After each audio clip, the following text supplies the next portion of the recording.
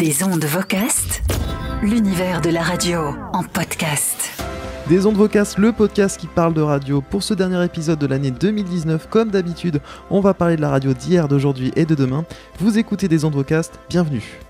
Des ondes Vocast.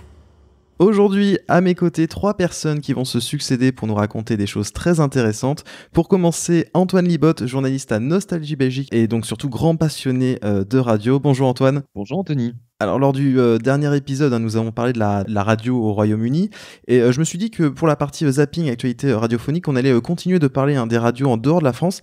Et justement Antoine, tu es un fin connaisseur du secteur radiophonique, donc tu vas nous parler en fait de la radio belge. C'est tout à fait ça, oui, parce que c'est vrai qu'ici en Belgique, on connaît bien les médias français, mais je ne pense pas que l'inverse soit aussi vrai.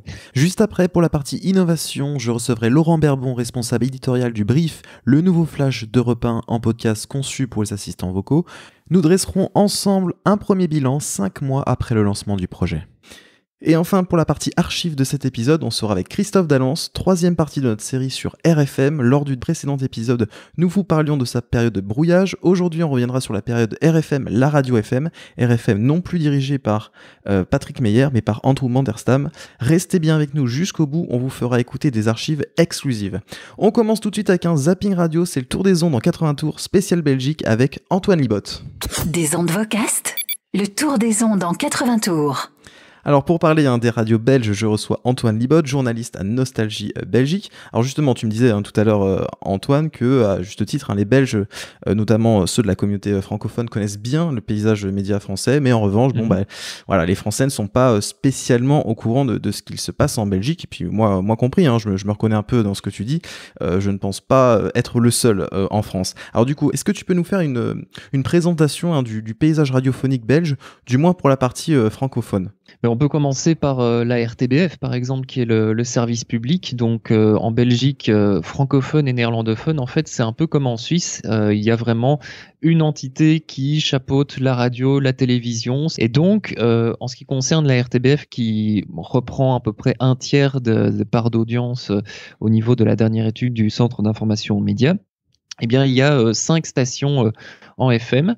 La première s'appelle tout simplement La Première. C'est la station vraiment historique avec un programme d'info, un programme généraliste avec un peu de culture et d'humour. Donc, on peut comparer ça plus ou moins avec France Inter et France Culture du côté de Radio France. Mais c'est pas forcément celle qui fait le plus d'audience à la RTBF, La Première.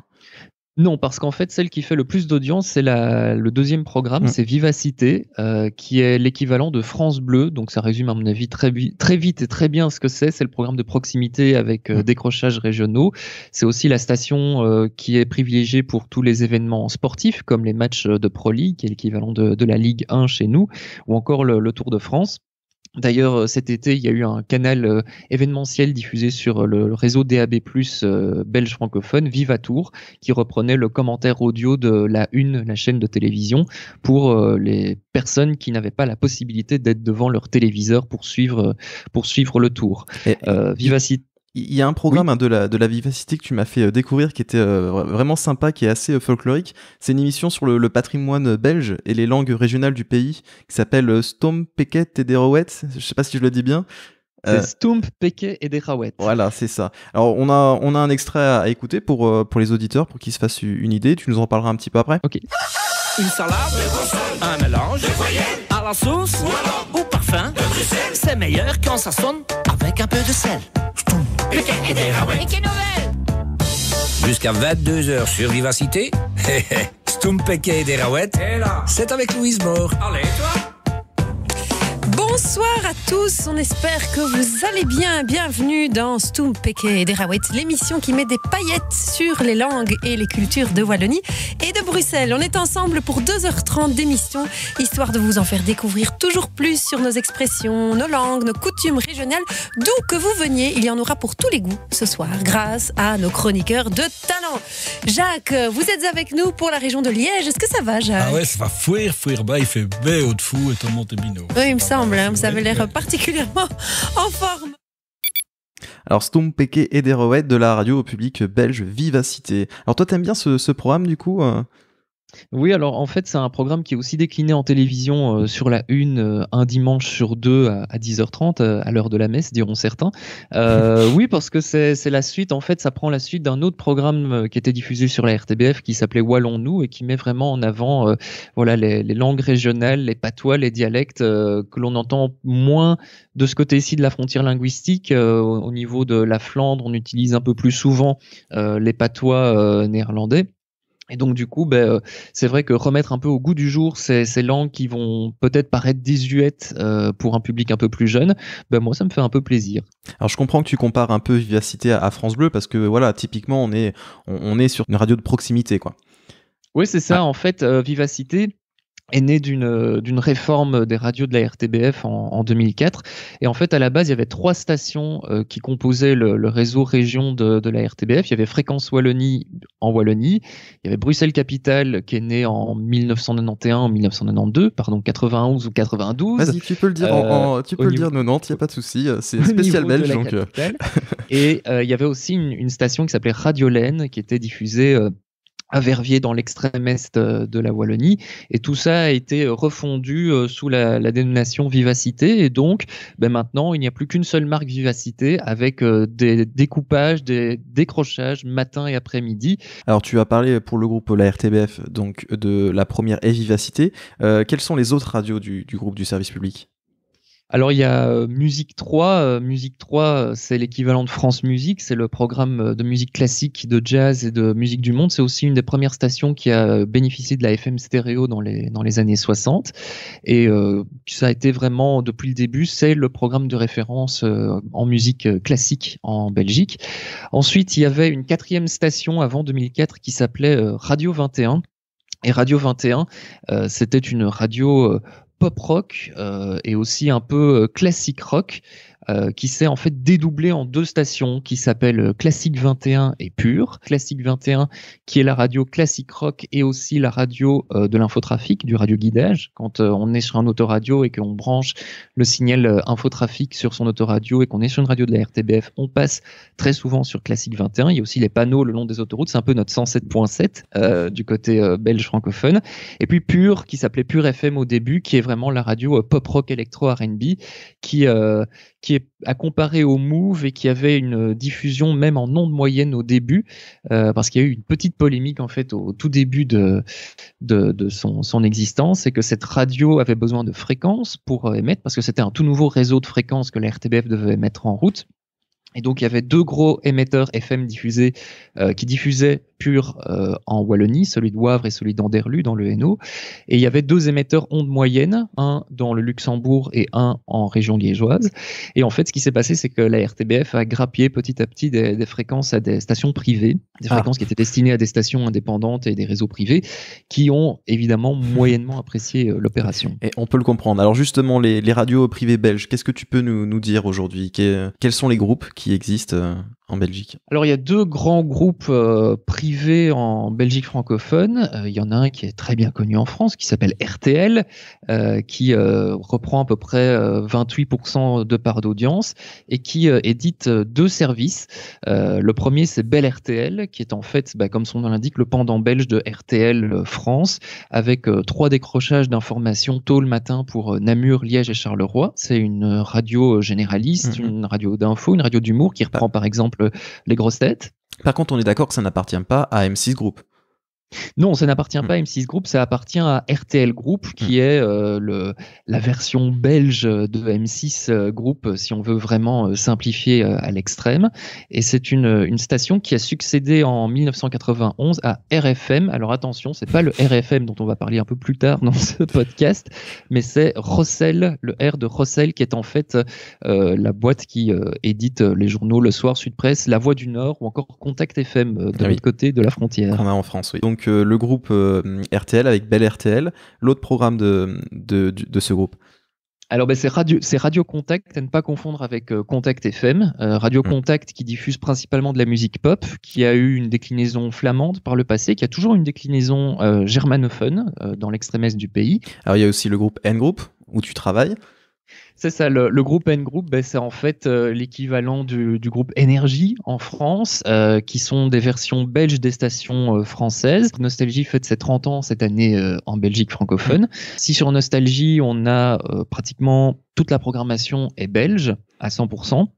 Sur Énergie, qui a succédé à l'époque à Chéri FM sur la bande FM belge en 94, il y a une grande partie des programmes qui est diffusée depuis Bruxelles, mais il y a par exemple le relais de Coé l'après-midi qui vient de Paris. Alors justement, tu l'as dit, Nostalgie qui a fêté ses 30 ans en Belgique, elle a aussi lancé une nouvelle radio en DAB+, sur le web, Nostalgie Plus. C'est ça, donc Nostalgie Plus, c'est un format qui n'existe qu'en Belgique, qui est en fait une web radio qui s'appelait Nostalgie H tendre, qui a été renommée Nostalgie Plus et qui est maintenant diffusée sur le DAB+. Ça fait partie de ces quelques nouvelles stations qui sont diffusées par les radios, par les groupes privés et publics et qui ne sont disponibles que sur le DAB+, ou sur Internet. C'est donc un format oldies, très entre fin des années 50 et fin des années 70, 70, et c'est disponible depuis novembre en flux musical continu pour le moment, mais les émissions vont arriver prochainement. Alors ce qui est intéressant, c'est que Nostalgie Belgique, c'est surtout la première radio en Belgique francophone devant Vivacité. Et justement, on a un extrait pour vous, extrait de la Nosta Family et de la matinale de Nostalgie Belgique. Écoutez. Ingrid et Bruno, tous les matins. La Nosta Family sur Nostalgie. Encore un matin.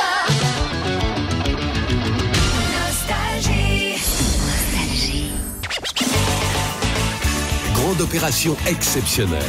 Nostalgie vous offre votre loyer pendant toute une année. Ah, ça fait rêver, c'est une jolie économie, on en a tous envie, bien évidemment.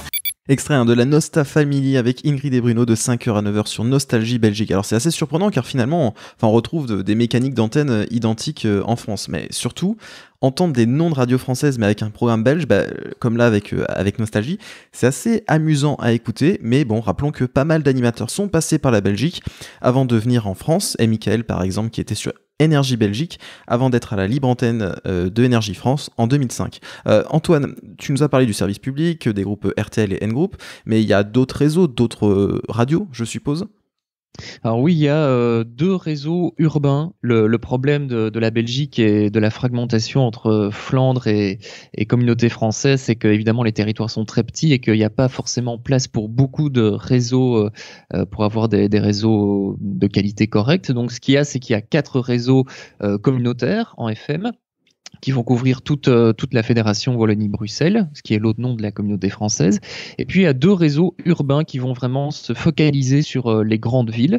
Et donc dans ces 2 réseaux, on retrouve un autre nom que vous connaissez bien, outre Kievrin, qui est Fun Radio, qui est présente en Belgique depuis 1989 et qui reprend toujours certains programmes de France, avec par exemple Bruno Guillon. Donc ça, c'est le premier réseau urbain.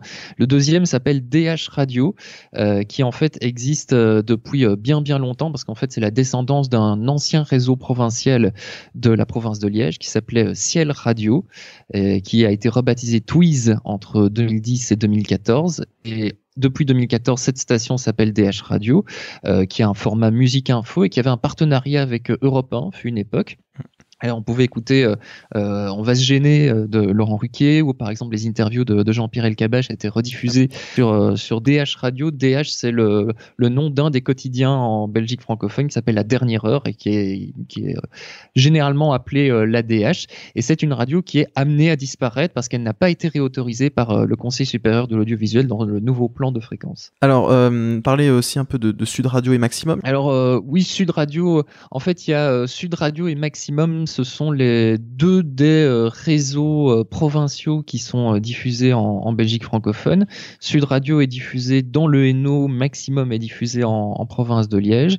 Il y en a encore 2 autres. Il y a Antipode en province de Brabant-Wallon et Must FM qui est diffusé en province de Namur et de Luxembourg. Alors justement, pour Sud Radio et Maximum, ça n'a rien à voir avec la radio française, bien sûr. Non, ça n'a pas de rapport, même s'il y a eu d'autres noms de radios françaises bien connus ici. Il y a eu Europe 2 dans les années 90, il y a eu Skyrock aussi qui a fait une tentative de diffusion ici en Belgique, mais ici Maximum, ça n'a rien à voir avec le Maximum qu'on connaît en France. Alors même si à l'époque c'était une radio dance, maintenant la radio diffuse plutôt de la pop, des variétés, c'est ça ? Oui, c'est ça. Elle est devenue réseau provincial à Liège après un deuxième appel d'offres parce qu'il y avait en 2008-2009, il y a eu un premier réseau provincial qui a été autorisé qui s'appelait Zone 80, qui avait même un émetteur onde moyenne, il me semble, dans le sud de la France. Et ce qui s'est passé, c'est que ce groupe est tombé en faillite, il me semble, dans mes souvenirs. Et donc, du coup, le CSA a refait un appel d'offres pour le réseau liégeois et c'est Maximum qui l'a emporté. Eh bien, on écoute un extrait de Maximum. Maximum, Le son de votre région. 15h-19h. 15h-19h. le drive-in.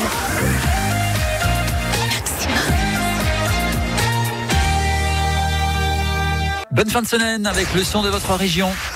Maximum.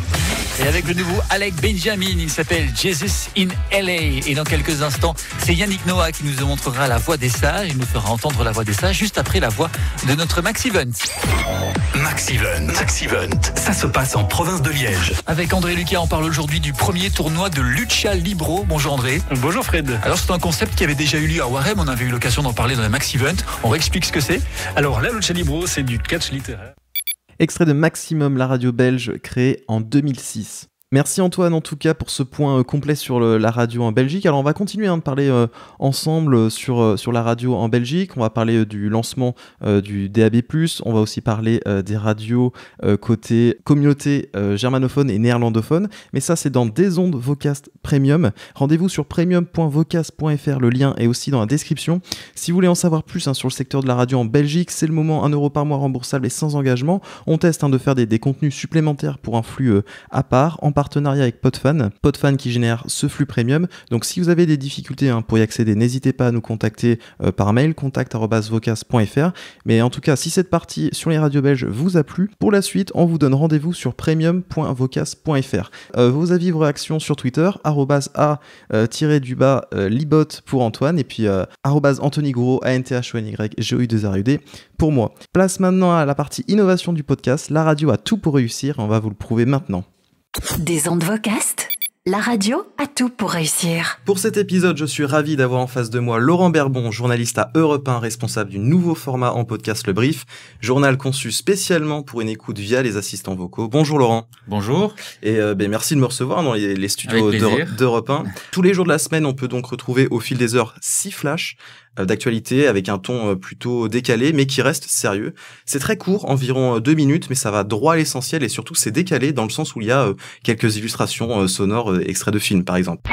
Vous avez demandé les infos? Ok. Ah, j'espère que ça va pas durer longtemps, je vais être en retard moi. Je suis stupéfait de votre entrée en la matière. Bonjour, c'est Laurent, je suis ravi de vous faire un premier point sur l'actu de ce jeudi 28 novembre dans le brief de 7h. On vous en parlait hier. Alors avant tout, Laurent, d'où est venue cette idée de créer le brief? Pourquoi un tel format? Pourquoi ne pas s'appuyer sur les productions de l'antenne? Eh bien, en fait, on a un petit peu regardé ce qui se passait sur... quand je dis on, c'est à la fois la direction, c'est des équipes du numérique, ce qui se passait au niveau du marché des assistants vocaux, et qu'il y avait des offres de journaux qui étaient proposées, qui étaient vraiment intéressantes en termes de format, avec une écriture un peu différente, des sujets peut-être un peu différents aussi, plus tourné vers le quotidien. C'est ça qu'on a voulu faire aussi, et ce qui n'est pas incompatible d'ailleurs avec ce qui se fait à l'antenne. Bien sûr. Voilà.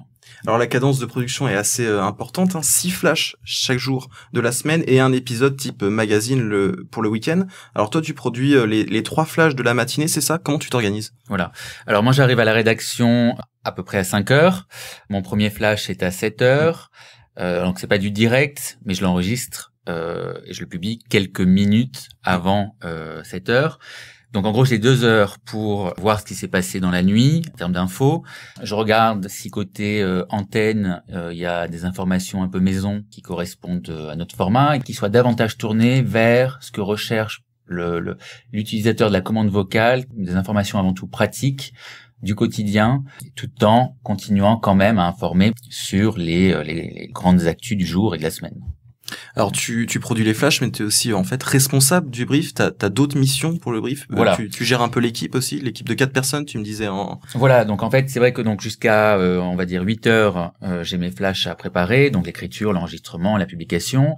Prochain flash à midi, et c'est vrai qu'entre 8h30 et 11h, je change de casquette et je me mets un peu en chef de projet, ce qui me permet un petit peu de de continuer à garder un œil sur ce qui se fait chez la concurrence, de faire un petit bilan aussi de notre travail, de travailler aussi le brief week-end, qu'on le prépare la semaine pour le week-end, de faire des réunions avec des gens de l'équipe, pas uniquement du brief, mais des gens du numérique, des gens de la radio, pour continuer à faire évoluer le brief.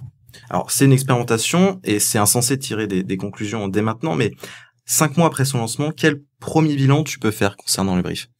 Alors, c'est vrai que c'est encore relativement jeune, le brief, donc c'est toujours difficile de dresser un bilan, mais bon, d'abord il y a une satisfaction qui est qu'en interne, c'est un projet qui a été très bien accueilli, qui suscite beaucoup d'enthousiasme, qui, contrairement à ce qu'on aurait pu croire, n'est pas perçu comme quelque chose de, j'allais dire, une menace par les gens de l'antenne, de la radio. On voit bien que c'est un produit qui est différent, qui se consomme, enfin, j'aime pas le terme consommer quand c'est de l'info, mais enfin qui se consomme différemment.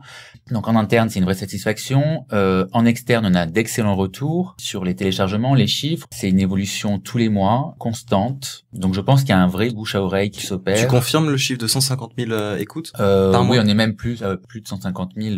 Mais c'est pas uniquement via l'assistant Google et Alexa, c'est tout confondu. Voilà, c'est aussi, et c'est ça qui est intéressant, c'est que nous on a pensé d'abord assistants vocaux, mais il se trouve que le brief existe aussi en podcast, et notamment le brief marche très bien en podcast. Et finalement, on se rend compte que c'est un journal qui va bien au-delà. Oui, multiplateforme. Voilà, multiplateforme et qui correspond. Multi-usage. Sur les écoutes via les enceintes, justement, oui. C'est quoi l'ordre de... Alors, je voudrais pas dire de bêtises, mais c'est beaucoup plus confidentiel, hein, ça n'a rien à voir avec les chiffres de podcast. Bien sûr. D'abord, Radio France... le flash de France Info est par défaut intégré... Voilà, ils se sont lancés extrêmement tôt... ce qui fait que ils ont une position privilégiée. En fait, il faut dire que l'utilisateur doit, lui, sur Alexa, activer le brief, oui. Et sur l'assistant Google, doit aller dans les paramètres services et sélectionner le brief dans sa source d'actualité. Voilà. Donc c'est un effort. Après, on sait que Google va déployer une nouvelle version avec plutôt un flash d'actualité, enfin une sorte de radio personnalisée, mais ça va être généré algorithmiquement. Donc là, peut-être que vous aurez un petit peu... Oui, voilà. Après, on a de très bons rapports avec Amazon, Google. On commence à monter des opérations ensemble pour mettre davantage en avant ce qu'on fait. On est arrivé un peu plus tard que Radio France, que France Info. Mais il se trouve qu'aujourd'hui, on propose quelque chose qui est complètement différent de France Info. Nous, on est sur un format propre. Je remarque que dans le brief, le fait que vous n'utilisez pas les éléments de marque d'Europe 1, comme l'habillage sonore, par exemple, on a l'impression que vous avez cherché à créer une autre marque avec le brief. Est-ce que c'est volontaire? Absolument pas. On a essayé, d'ailleurs, sur le générique avec les équipes antennes, rester Europe 1 tout en marquant une différence. On est sur un ton plus décalé. Et ça, il fallait que ça apparaisse immédiatement, que ça accroche l'oreille dès le départ. Donc, mais pourquoi Europe 1 et pas Virgin, par exemple? Pourquoi la marque Europe 1 pour le brief? Parce qu'Europe 1 a toujours été, si on regarde l'historique d'Europe 1, une radio, qui a innové, qui a été précurseur sur plein de sujets. Pour le coup, on est en totale adéquation avec l'ADN d'Europe 1. Donc, et c'est ça qui est assez chouette, c'est que on se lance dans quelque chose de nouveau et ça fait partie de l'histoire de la maison, quoi. Non, mais ça, c'est vrai. Je trouve ça très pertinent de la part d'Europe 1 de tester des nouveaux concepts, d'innover sur le plan éditorial comme technologique. Est-ce qu'il y a d'autres nouvelles choses? Y a-t-il des évolutions du brief ou même des nouveaux projets dans ce sens que tu souhaiterais annoncer en exclusivité? Alors, il y a beaucoup de discussions sur d'abord sur le brief en tant que tel. Est-ce que on est content de tout ce qu'on fait? Est-ce qu'il y a des choses qu'on peut encore améliorer? Depuis le départ, on se dit de toute façon, c'est un projet qui est amené à évoluer. On attend d'avoir un peu plus de visibilité aussi sur les chiffres pour voir dans la journée ce qui est le plus écouté, pour s'adapter un petit peu au usage des utilisateurs. Et ensuite, on sait très bien que la stratégie de Google et d'Amazon, c'est d'aller vers effectivement une sorte de journal à la carte. Bien sûr, de radio personnalisée. Voilà, radio personnalisée. Ouais. Donc, c'est quelque chose qu'on a forcément en tête et on commence à imaginer des choses. On sait qu'il y avait des acteurs qui avaient lancé des flashs spécifiquement pour les assistants vocaux comme BFM ou même Capital ou Le Parisien. Il y en a qui ont arrêté BFM justement et finalement c'est pas ça la force de la radio, c'est réutiliser ce qu'il y a à l'antenne et au lieu de le laisser dans un flux linéaire, le réutiliser sur plein d'autres canaux? Je pense que l'un n'exclut pas l'autre, en fait. Je pense que la force d'Europe 1, c'est à la fois son savoir-faire sur le son, et en même temps, on peut continuer à penser différemment sur les usages. Enfin, vraiment, les deux sont pas incompatibles. Je pense que peut-être la différence entre Europe 1 et des médias comme BFM sur ce genre de produit, c'est que on a un historique. On a un historique sur le son, on a un savoir-faire. Et d'ailleurs, ça s'entend quand c'est des acteurs qui sont pas issus de la radio et des acteurs comme Europe 1, on sent tout de suite la qualité de production. Voilà, même si je dois reconnaître que pour avoir écouté celui de BFM, c'était une bonne alternative à celui de France Info. Exactement, il était, moi j'ai trouvé très bien d'ailleurs. Toutes les heures, et vraiment c'était très bon. Exactement. Et d'ailleurs, je trouve que ce qui est proposé en général est plutôt pas mal. Après, sur le fait d'arrêter ou pas, bon, ça c'est des stratégies internes. Je trouve ça toujours dommage, mais surtout c'est qu'il faut attendre un peu plus longtemps. Là, c'est arrêté beaucoup trop tôt, je pense. Ils ont tiré des conclusions beaucoup trop rapidement, à mon avis. Oui. Est-ce que vous réfléchissez à un modèle économique derrière le brief, de la pub? On y a pensé, enfin on en a discuté immédiatement. En fait, on s'est dit, on va se lancer, mais on va pas commencer par mettre de la pub dans les oreilles des gens. Même si ça peut être fait de manière intelligente. Notamment le format magazine qui pourrait être un petit peu plus tourné vers le brand content, par exemple. Ceci étant, je dois dire que quand on regarde notamment ce qui se fait aux États-Unis, il y a du sponsoring qui est fait de manière très intelligente. Donc voilà, ça c'est des choses qu'on a en tête. Je sais pas si on va se lancer, mais... Et toi, en tant que journaliste, ça te dérange pas de parler d'une marque, de faire du sponsoring? Parce qu'il y a certains journalistes qui n'aiment pas ça. Moi, tant que je peux parler de tous les sujets, qui est de la pub ou pas, du moment qu'elle ne dessert pas l'utilisateur, moi j'y vois aucun inconvénient. Merci en tout cas Laurent. Avec plaisir, on va continuer de suivre tout ce que vous faites. Et on a parlé de la radio de demain, mais pour mieux anticiper ce qui pourrait être l'avenir du média, il est intéressant de connaître son passé. On va parler de RFM, radio qui est dans le même groupe qu'Europe 1. On passe du futur d'Europe 1 au passé de RFM. Tout de suite, troisième partie de l'histoire de RFM, la radio FM avec Christophe Dallance. Des ondes vocastes, les archives. On continue notre série sur l'histoire de RFM, toujours avec Christophe. Nous avions parlé des débuts de RFM et ensuite de la période de brouillage. Alors après 423 jours de brouillage, RFM est de nouveau autorisé à émettre. Mais comme tu disais, la radio couleur n'en sort pas indemne de son combat. Non, on est en 1985, donc cette fois la publicité est autorisée. Alors il y a eu un plan de fréquence, des radios qui ont été dérogées, d'autres non. Donc on a un peu nettoyé la bande FM, quoi. Là, c'est à peu près propre. Il reste encore quelques radios pirates, mais vraiment, bon voilà, c'est vraiment la fin. Ah non, c'est pas n'importe qui peut créer sa radio. C'est non, voilà, c'est ça. Donc chaque radio est autorisée sur une fréquence. On a même plusieurs radios sur une seule fréquence. Enfin bon, voilà. Tout est contrôlé par l'État, la publicité est autorisée et on a un nombre de radios qui fonctionnent plutôt bien, comme Énergie notamment, qui fonctionne même très très bien. Et puis RFM qui reste quand même un peu à la traîne parce que on est dans cette période de l'histoire de la bande FM où on se développe en réseau. Bien sûr. Et donc RFM rachète un réseau qui s'appelle CFM. En 86, ouais. Voilà, en 1986. Puis après, il y a une espèce d'embrouille où le réseau, en fait, c'est des franchisés. Le réseau CFM s'oriente vers une autre radio qui s'appelle Kiss FM. Donc, du coup, RFM se retrouve avec... pratiquement plus aucun émetteur en France. Et perd des fréquences. Fréquences, voilà. Je crois il leur reste à l'époque 35 fréquences en France, ce qui est très peu pendant que Énergie se développe à vue d'œil, le réseau Kiss FM qui se développe également.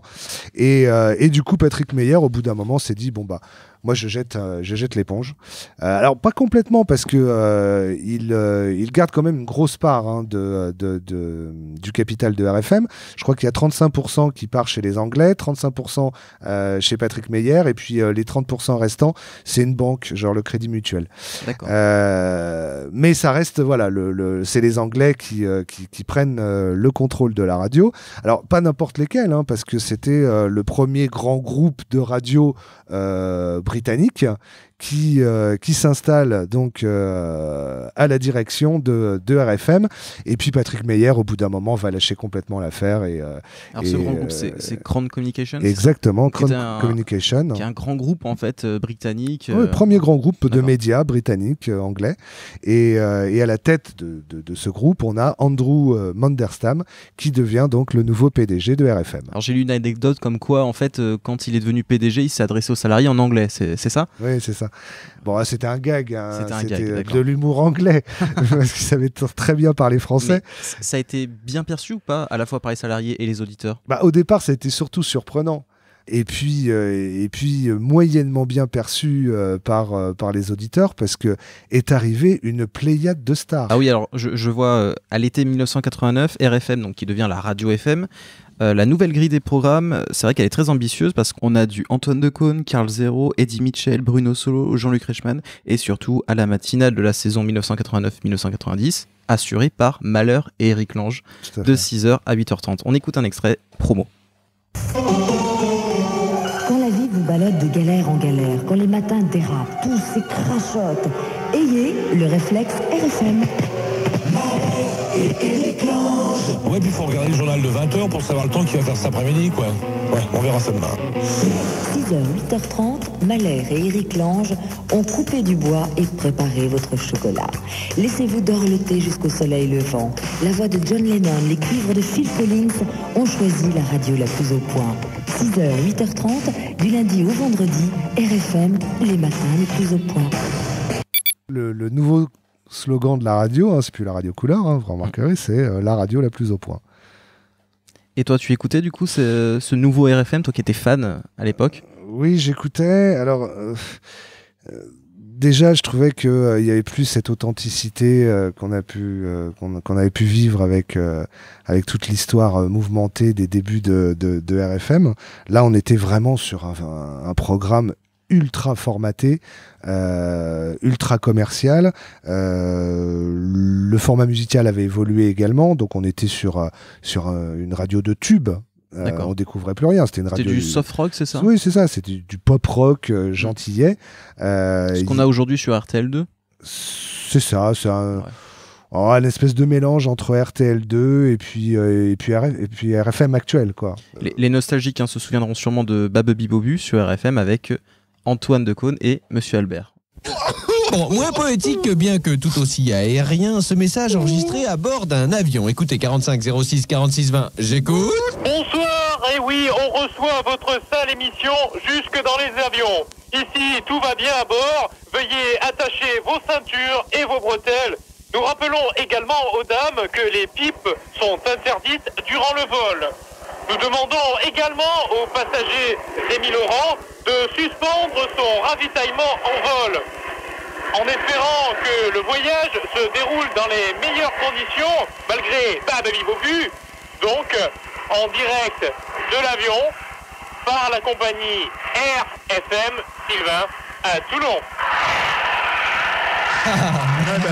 Tire bien sur le manche à balai, mon gars. C'est pas mal, c'est pas mal. Il y a une intention. Et maintenant, enfin, un de nos fidèles qui nous prévient que demain, il sera un peu en retard devant son poste de radio. Merci à Sylvain qui nous avait envoyé cet extrait par mail.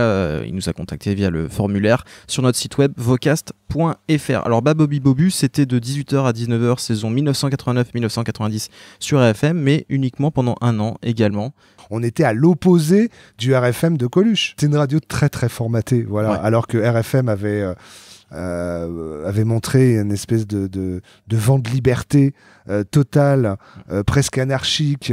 On s'impose avec un émetteur ultra puissant, on fait de la pub, on emmerde tout le monde. On arrive sur une radio ultra cadré, propre, mais cadré, formaté, très écrit, plus aucune spontanéité. Et donc, du coup, forcément, les auditeurs ont abandonné la radio. Donc, plus cette période de brouillage qui a fait que, que d'autres radios ont émergé entre-temps.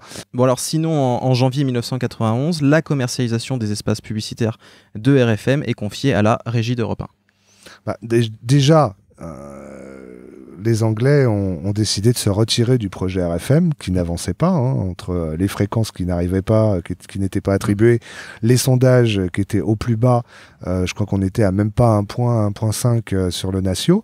Donc les Anglais ont décidé de repartir sur leur île. Donc, alors il y a Énergie qui a fait une proposition qui n'a pas été retenue. C'était à cause de la loi de anti-concentration, c'est ça. Anti-concentration, c'est ça. Et donc du coup, Lagardère a commencé à foutre son nez dedans. Donc ils sont arrivés dans un premier temps par la petite porte, c'est-à-dire qu'ils prenaient en charge effectivement toute la partie pub de la radio. C'était leur régie pub. Et puis petit à petit, ils ont essayé de racheter la radio et jusqu'à ce que cette radio leur appartienne à 100%, quoi. Alors tu nous as amené un dernier extrait, c'est ce qu'il y avait sur RFM en 1991. On écoute.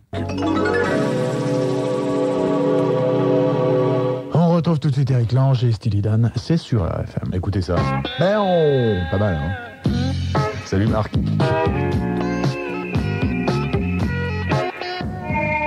Sur le 3615 RFM, découvrez les multiples facettes de votre personnalité. Le sens de votre prénom, l'analyse de votre écriture. RFM Rock.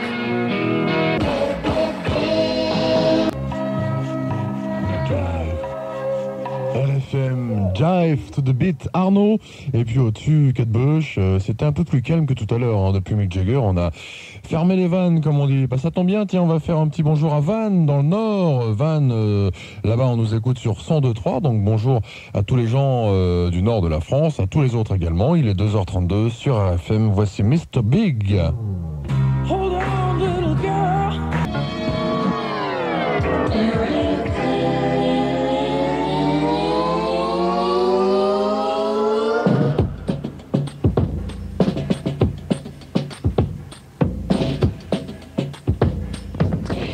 RFM, 14h13, mode d'emploi pour se séparer en bon terme si c'est possible. Bientôt on achètera une rupture en kit, vous allez voir. C'était Paul Simon, 50 Ways to Leave Your Lover.